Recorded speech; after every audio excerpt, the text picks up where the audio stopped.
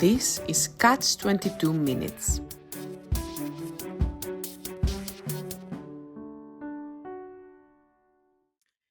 Hello, I'm Stella Tsantekidou. I'm head of policy and campaigns for Catch 22, and we are having another edition of our policy series podcast.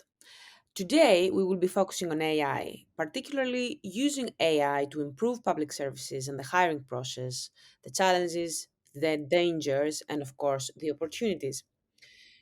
The topic is as relevant as ever. A few weeks ago, the British Prime Minister Rishi Sunak gathered government representatives, AI companies, and experts to discuss how this technology can be developed safely. And in the summer, Labour announced it would use artificial intelligence to help those looking for work prepare their CVs, find jobs, and receive payments faster.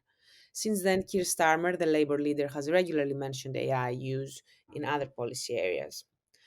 At Catch 22, we want to see AI being used to drive equity in the job hunting market, and we also want to see it improve public services.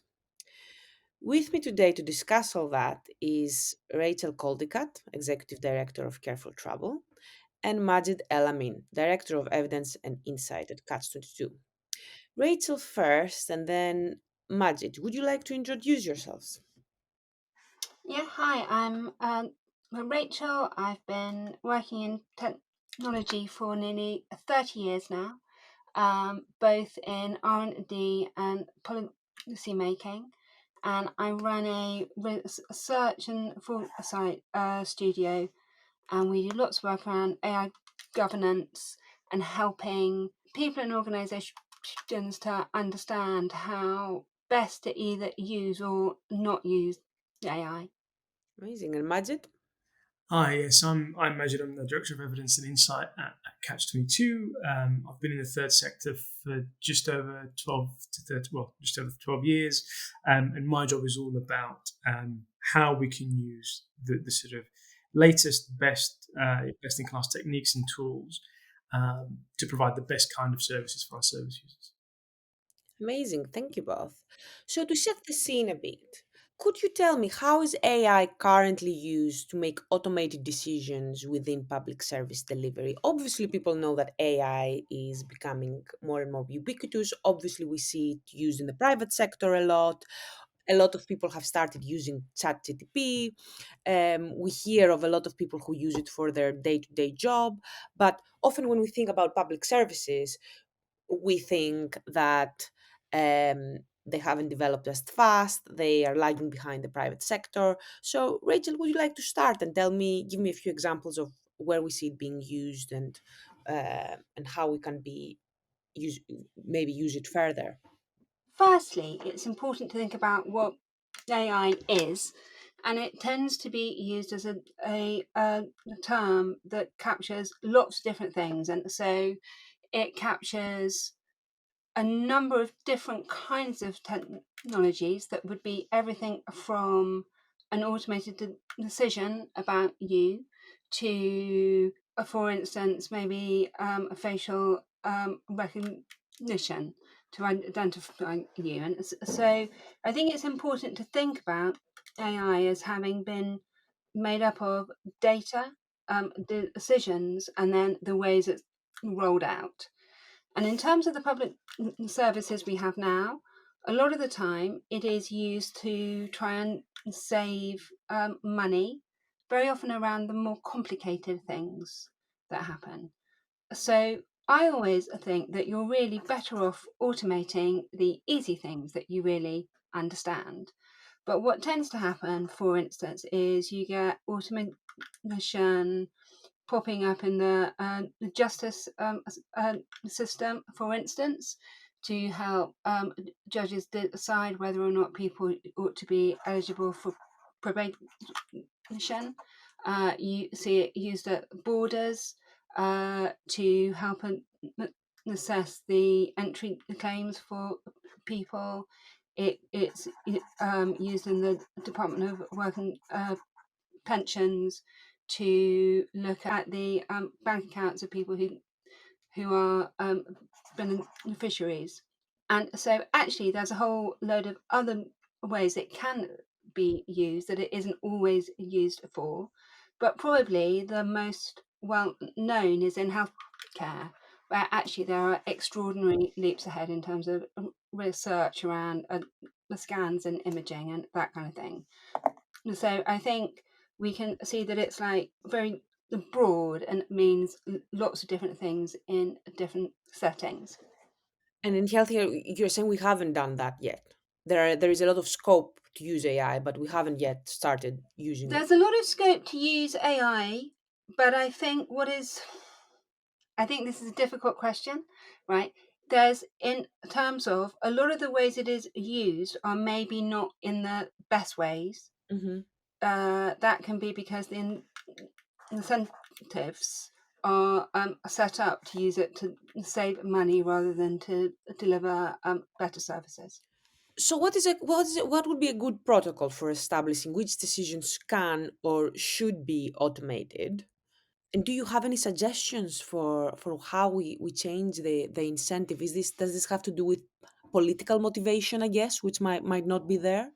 I think a lot of the time, how technologies are introduced into public services is as possible ways of saving money, and that actually, what's a maybe more useful way to think about it is how to create more capacity and more capability in the staff.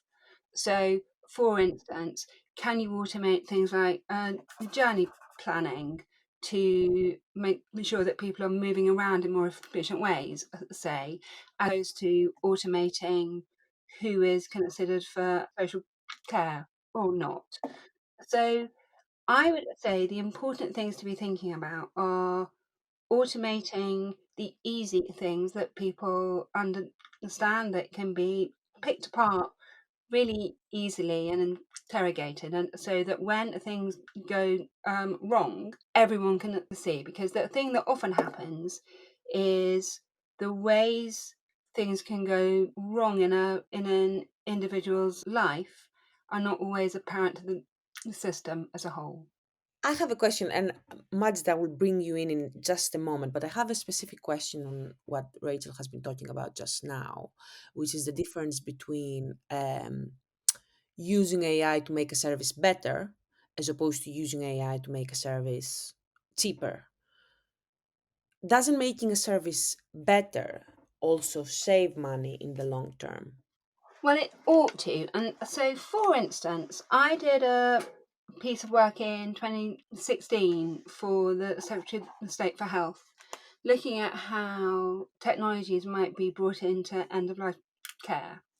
And what we saw there is there are a number of things that are causing people to spend lots of time, for instance, saying their medical histories again and again and again to everyone they encounter in the system, right?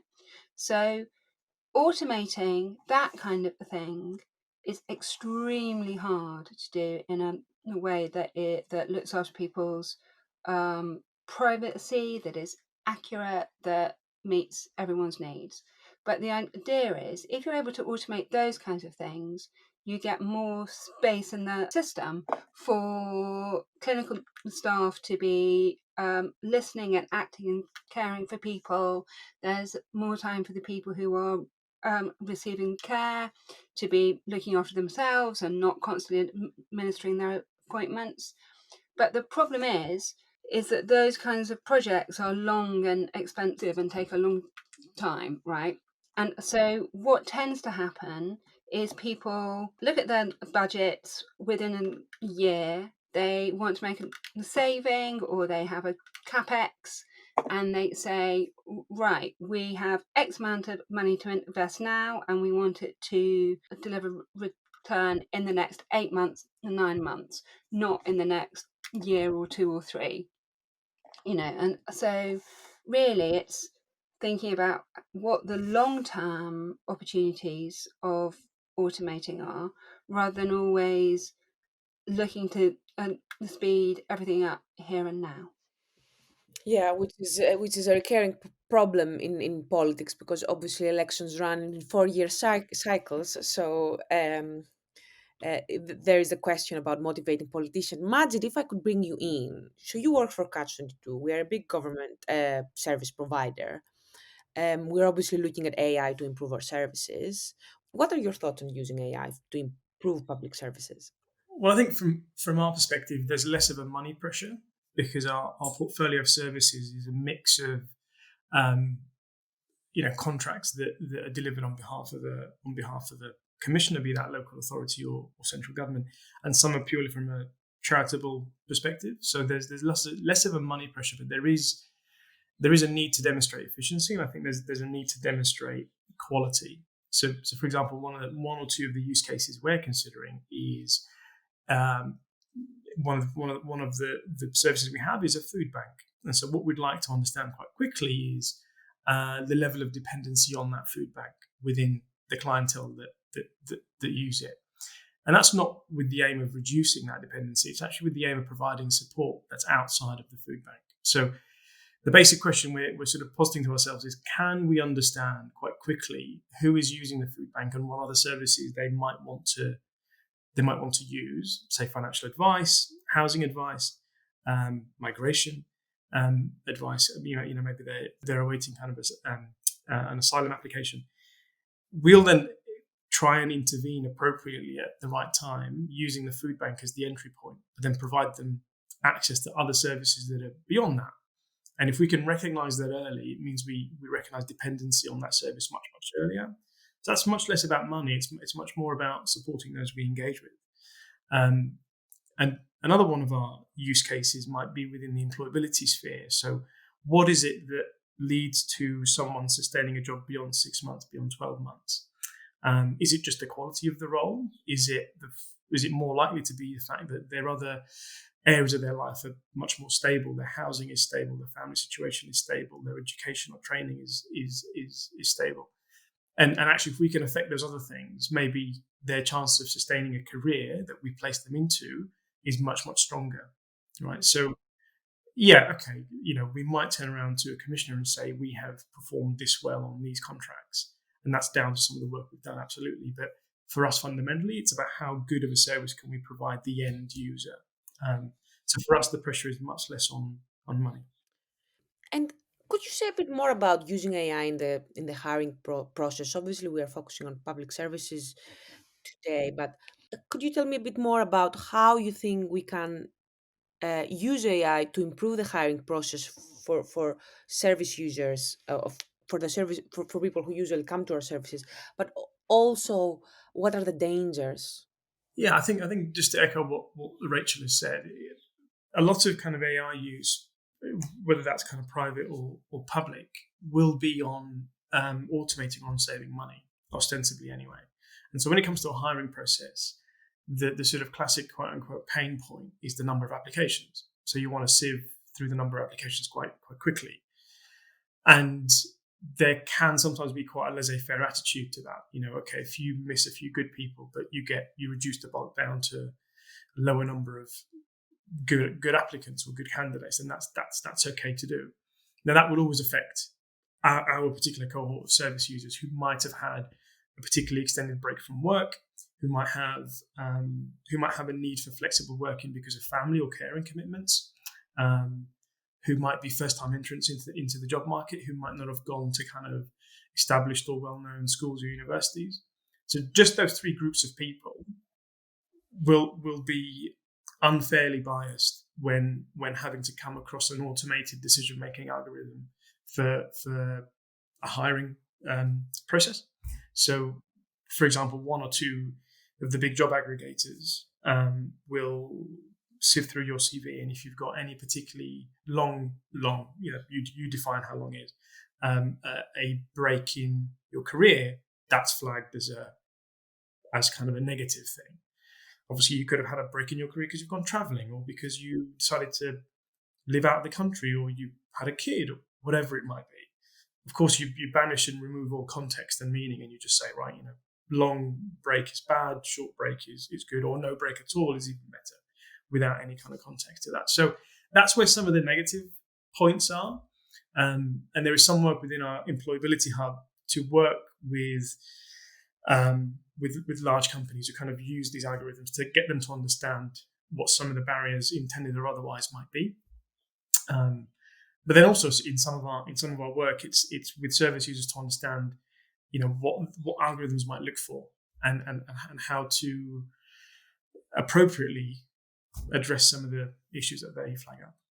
Mm-hmm. And what about you, Rachel? Have you seen any dangers in the way AI is used or in the way that we're planning to use AI for public services?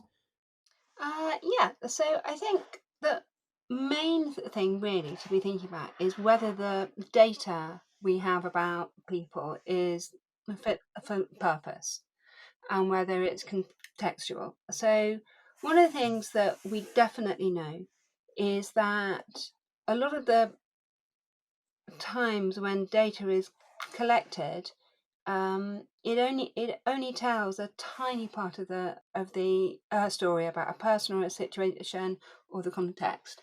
We also know that the kinds of tools that you buy off the shelf, whether they're from Microsoft or OpenAI or Google or whoever, actually, what they tend to do is they draw on reserves of data and language that are not representative of the lives of everyone. So we know, for instance, that I think in ChatGPT 3, so that's the version that was released earlier this year, that up-weighted data that in its learning model that came from Wikipedia, things that were linked from Reddit, it's biased towards the English language and people for whom English is the first language. We know that Wikipedia, for instance, is mostly written and edited by white men. Um, so the language and the constructs that they're using is not representative of many people at all. So what happens is the power and the perspectives of a very tiny number of people are generalized out as being the norm.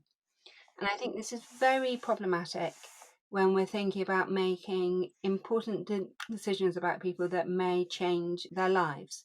It's completely different to be thinking about maybe what kind of music might be recommended to a person or what they might be watching on Netflix compared to making a decision about their insurance, their energy bills, their benefits, their access to work or to healthcare.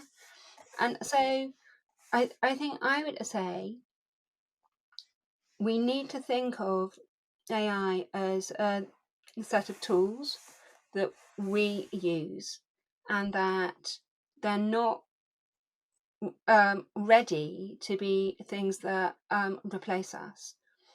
And that if when we're using those tools we don't have confidence in them, then we ought to be able to say no or query them and move on. And I think the other thing, which actually I think you asked earlier and I didn't get to, is when we're thinking about automating the service, as well as thinking about what might go wrong, I think it's really important to think about how we might turn it off, right? And what might happen when it's used in ways we didn't anticipate. And so I think a lot of the time, when you're automating a service or you're thinking about, for instance, using AI in hiring, what you're thinking about is the issues and the roadblocks and the problems from your perspective or your organizational perspective, but you're not really able to see the impacts it will have more broadly. And I think we really need to start contextualizing those things and understanding the experience of the people who are likely to be the most marginalized, the most vulnerable, rather than only looking at it from the perspective of the most powerful. Mhm. Thank you, Rachel. That's all we have time for today, but I want to finish with a quote from your writing, actually, which I think really summarizes a lot of the things we talked about today. You said, computer science is a complex discipline, and those who excel at it are rightly lauded. But so is understanding and critiquing power and holding it to account. I really like this because it's so much about some incredibly smart people who are incredibly well educated and they want to make decisions for the rest of us. So thank you very much, both. Thank you, Magid. Thank you, Rachel. This has been very illuminating for me, certainly. Thanks a lot. Thank you. To learn more about Catch-22's manifesto, check out the link in our show notes. If you liked this episode, please rate, follow, and leave us a review. Thank you.